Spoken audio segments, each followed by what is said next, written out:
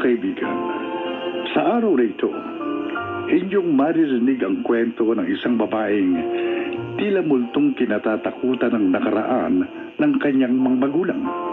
Siya ay si Lucille.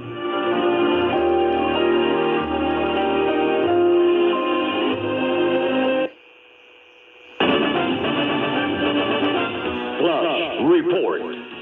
Flash Report! Takot ako sa maraming posibilidad ng buhay. Isang dahilan kung bakit maging ang nalalapit na pagpapakasal namin ni Sandro ay nagdadala sa akin ng mga agam-agam. Mabait si Sandro. Nasa kanya ng lahat ang hahanapin pa ng isang babae sa isang lalaki. Alam kong magiging secured ako sa kanyang pagmamahal. Pero may mga pagkakataong nakadarama pa rin ako ng kung ano-anong insecurities dahil hanggang ngayon, tila bangungot na sumusulpot pa rin sa aking mga panaginip ang mapait na nakaraan ni na Daddy at Mommy.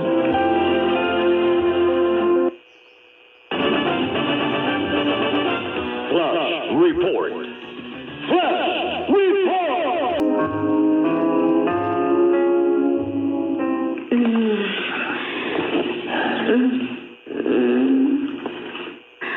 Maraming bagay na tayong hindi na pagkakasunduan. Kaya mabuti pa nga maghiwalay na tayo muna. Oo. Yun din naman ang naiisip kong solusyon sa sitwasyon natin. Ngayon, Rado, tama ka. Mas mainam nga magkanya-kanya na nga tayo. Pero, Mommy, bakit maghiwalay pa kayo ni Daddy? Paano na po kami ni Ate Lori? Lucille, anak, pagdating ng araw na nasa wastong edad ka na, saka mong mauunawaan kung bakit na nangyayari ito sa pagitan namin ng daddy mo. Alis na ako. Diyan na kayo mag-ina.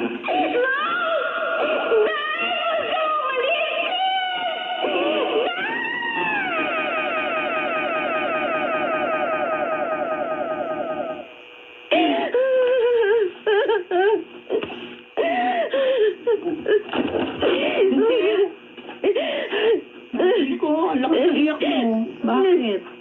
Ay, napanaginipan ko na naman si Daddy at Mommy. Yung time na umalis sa lumang bahay natin si Daddy. Pagkatapos ilang buwan lang pagkaraan, iniwan na rin tayo ni Mommy. Masyado ka na namang nag-iisip. Relax, okay? Ang dapat mong gawin, mag-focus ka sa mga magagandang bagay. Malapit na ang kasal ninyo ni Sandro.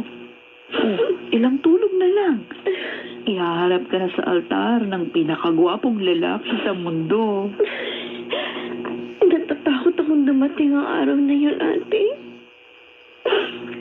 Kung maaari nga lang, huwag nang dumating yung araw na yun.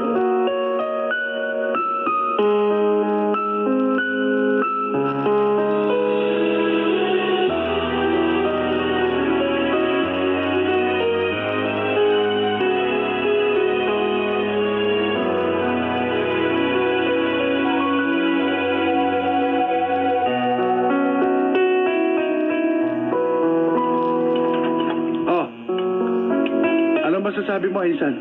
Ha? Bagay na bagay sa akin itong tuxedo, no? Ha? Oo. Daig mo pa nga ako sa bihis mo eh. Parang ikaw ang ikakasal at hindi ako. Isa naman. Pagbigyan mo na ako. Gusto ko lang mag-stand out sa kasal mo. Ano malay mo? Mapansin ako doon ng isang beauty and brain din na kagaya ni Lucille. Yung isang mahusay din na computer engineer na katulad niya. Para sabihin ko sa'yo, nag-iisa lang si Lucille sa mundo. No? Saka dinasal ko talaga na isang kagaya niyang makatagpo ko at makasama habang buhay. Kaya nang ibigay sa akin ng tadhana, buong-buo na sa isip at puso ko na siyang babaeng iharap ko sa altar. Pero dahil concerned din ako sa future mo, hayaan mo, ipagdarasal ko ring makatagpo ka ng isang katulad ng babaeng pinakamamahal ko. Yun! Ayos, Insan! Ayos!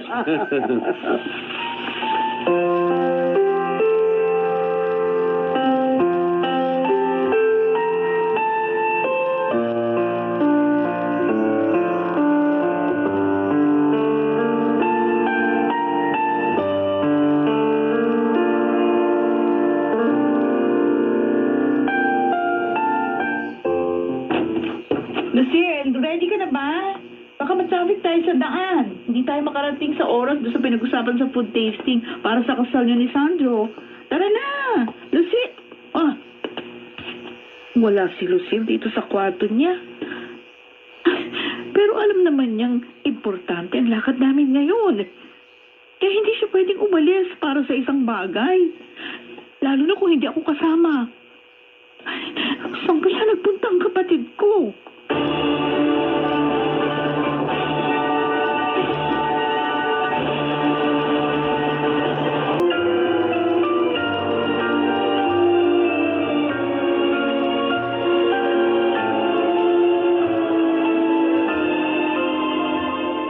Lucille, sabi ko na nga ba dito kita matatagpuan. Pero kinabahan ako kanina, ha? Paano nga kung hindi ka naman dito nagpunta? Saan kita hahanapin? Ate, dito sa sala ng lumang bahay na ito, dito nangyari ang lahat, di ba? Dito ako nagmakaawa kay Daddy na huwag siyang umalis. At dito rin sa salang ito, dito ako walang tigil na nag-iiyak nang si Mami naman ang nagdesisyon na iwan tayo. Lucille. Pero iniwan pa rin nila tayo. Iniwan tayo ni na Mami at Daddy. Sa kabila ng pagmamakaawa ko, iniwan pa rin nila tayo. Lucille. Masyado ng mahabang panahon na namumuhay ka sa hindi magandang nangyari sa pagsasama ni na Daddy at Mami. Pero paano nga? Paano kung ganun din ang mangyari sa pagsasama namin ni Sandro? Oo, magpapakasal kami ngayon. Pero maghihiwalay rin kami pagdating ng araw. Paano na ang mga magiging anak namin kung sakali? Matutulad din sila sa akin na walang pinagpilian kundi ang mamuhay na lang na puno ng takot para sa kinabukasan. Lucille. At hanggang ngayon, hindi ko pa rin kayang labanan ang takot na yun, ate.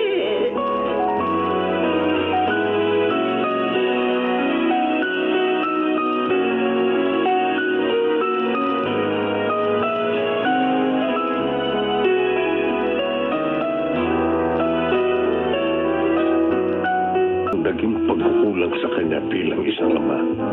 Sa araw ng kasal niya, maaari pa rin tayo maging magandang bahagi ng espesyal na araw na yun sa buhay niya, Rado. Darating ako sa kanyang kasal. At gusto ko, ako ang maghatid sa bunso ko sa altar.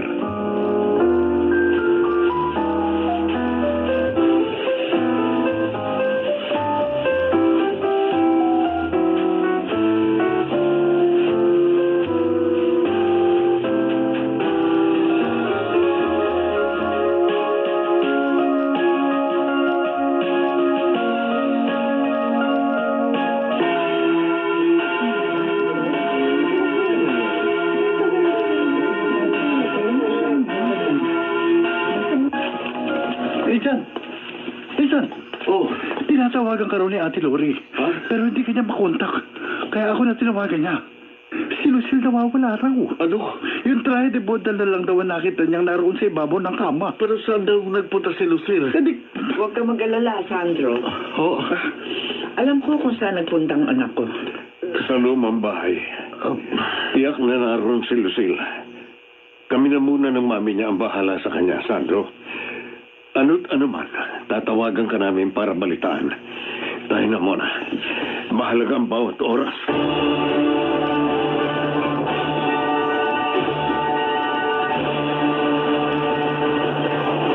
Dito sa ating dulang, ito ang aking buhay.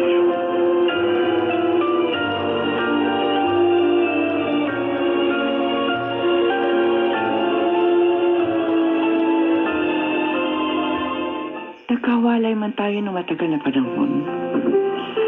Hindi naman ba nangangahulugang hindi kayo sumagi sa isip ko ng Ate Lori mo kahit minsan? Pinagdasal ko pa rin ang kayusan ng mga buhay niyo. Kahit man lang ako sa pamamagitan ng mga dasal, nasamahan ko pa rin kayo. Kahit na ano pa ang sabihin ninyo, hindi na mabubura lahat ang insecurities na nararamdaman ko. Na kayo ni Daddy ang naging ugat, Ma'am. Hindi niyo ba nakita? Kinatatakutan ko. Maging ang sarili kong kasal. Anak, sa mga sandaling ito, sana makabawas sa mga sakit ng loob mo ang paghingi namin ng tawad sa iyo ng mami mo. Huwag mong husgahan ang magiging buhay mo. Dahil lamang sa mga pagkakamali namin ng Daddy mo. Kung kami man ang naging dahilan ng mga hinanakit na dinaranas mo hanggang ngayon, handa kaming dumamay upang maggamot ang sugat na iniwan namin sa iyong puso.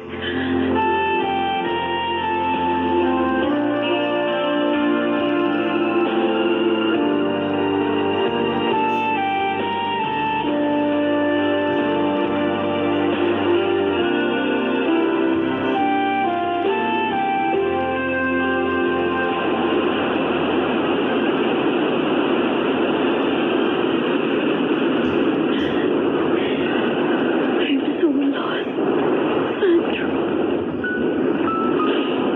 Kung kaya pati sarili ko, parang hindi ko na rin matanggap. Wala na akong tiwala. Maging sa sarili kong kakayahan at kahalagahan. Lucille, wala namang mapapago sa pagmamahal ko sa iyo. Kahit na ano pang mangyari sa mga pagitan natin, kung hindi pa natuloy ang aking kasal, makapaghihintay pa rin ako kahit kailan.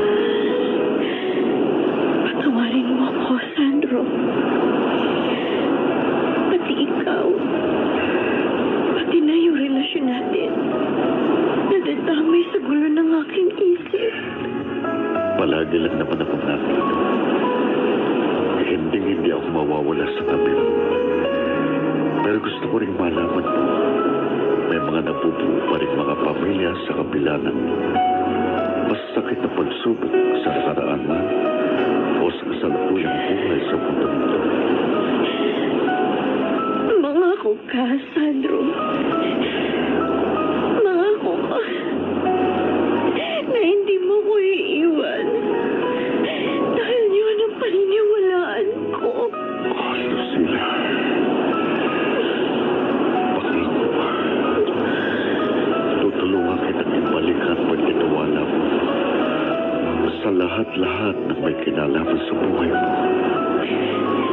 Patutunayan ko sa iyo ang marami pang magagandang bahagi ng buhay.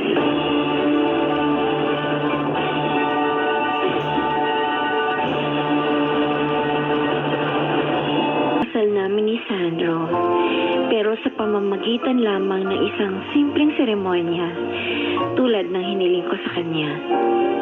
Sa paglipas ng mga araw, damang-dama ko ang katapatan ng mga pangako ng lalaking umako sa aking mga kahinaan at kalakasan. Unti-unti, nakabalik ako sa normal na pamumuhay na kay tagal kong ipinagdamot sa sarili kong maranasan. At ang pinakamagandang nangyayari sa kasalukuyan, katuwang namin sina Daddy at Mommy sa pagbuo ng aming kinabukasan. Kasama rin si Ate Lori, regular kami nakikita-kita upang punan ang nooy na walang mga sandali sa aming mga pagitan.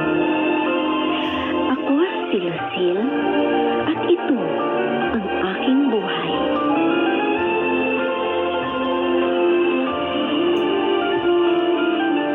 May mga pagkakataong nakadarama tayo ng pagkaligaw mula sa ating pag-iisa. Ngunit ang pinakamabisang lunas ay tanggapin ang ating mga nadarama at muling ituloy ang mga pangarap upang matuklasang may kakayahan tayong harapin ang ating mga dinaranas. Mga nagsiganap, Rosana Villegas,